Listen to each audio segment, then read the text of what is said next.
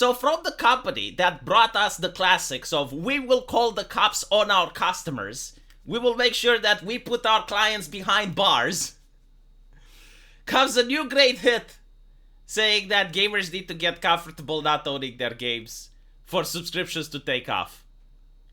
How about Ubisoft needs to get comfortable with not selling any more things? How about that? How about Ubisoft needs to get comfortable with firing more staff? Probably starting with this executive.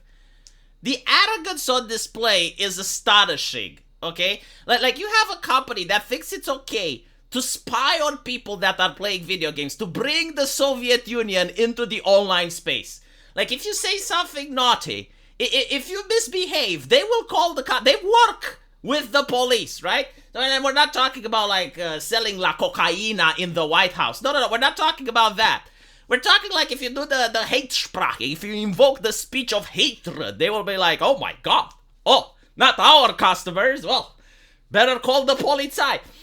So with this mentality, right, they're now thinking, what else can we do with our gamers? Yes, let's force them to think differently so we can make more profit.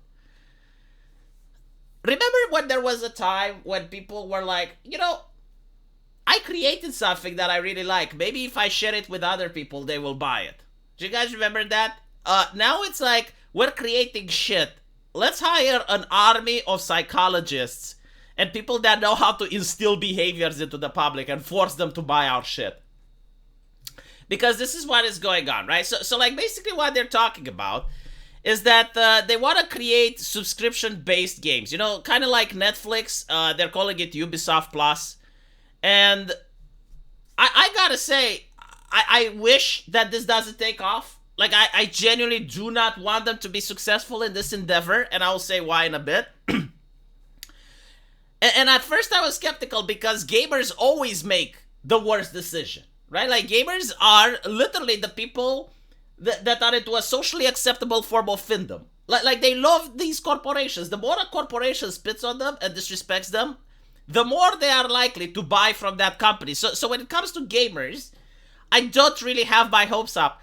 However, I will say this. It's Ubisoft, right? Like, they just keep making shit. Like, they're not capable of making a good game. Well, what is the last good game that came from Ubisoft that you remembered? I mean, these individuals are making Prince of Persia, and it doesn't take place in Persia, and you don't get to play as a prince. Like, there is no more hope for them.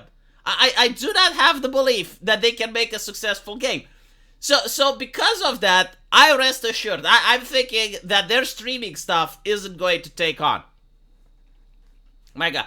No, but like, the moment you tell me that a company is going to spyware, like they're going to spy on what people are saying and call the cops on them, like, I don't want this company to be successful. I'm sorry, not with this mentality.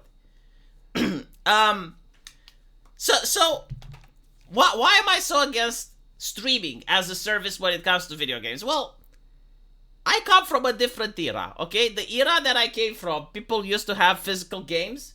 And what was the advantage of a physical game? Well, the advantage was that it was yours. You actually owned it. You know, you hold it in your hand. It was there forever. You couldn't have, like, people stealth patching it or changing what is in there unless you consented to that. And most importantly, after you finished playing the game, you could trade it with a friend. So you actually did have, like, the Steam discounts before they became a thing, right?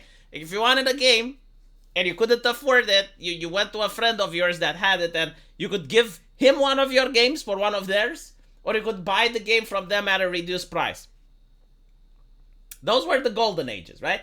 But then, as I mentioned, like, gamers do not follow their interests. So they traded ownership in exchange for comfort, right? So now everyone is getting their games digital. And when you get a game from Steam, you can't really put it on a disc, right? You can't really own it anymore. I mean, technically it's yours, but de facto it belongs to Steam. You can't trade it to a friend, you can't gift it to someone, right? And at any point, if the game developer wants to, like, patch it like they did to Skullgirls, they can change the entire game. So with that in mind, it's not the perfect form of ownership that I'm happy with, but it's still better than what Ubisoft would be promoting. So Ubisoft wants people to pay, I think, like $20 or something for Ubisoft Plus, and you get access to a library of games, right? And they want this to be the new future. Like, they want this to be the trend. They're basically wanting that in the perfect future, you don't own any game, you just pay like $20 in perpetuity for a company, and you gain access to a library of games. And there are like so many things that are wrong here that I don't even know where to start. So if you look at PlayStation Plus, they do something similar. Like, every time you're a member of PlayStation Plus, they will give you a free game every month, and over the course of time, like, these games add up.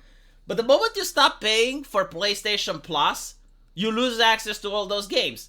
So you feel bad if you stop playing, right? Now, it is like, as I said, they have an army of psychologists to figure out how to get their market hooked on their shit.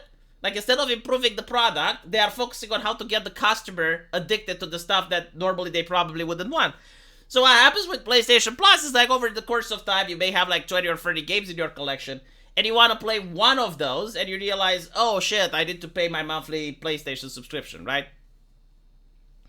But this isn't the whole problem. The main issue is that, as I mentioned, we live in the era where everything is political, where gaming companies are willing to call their cops on the customers.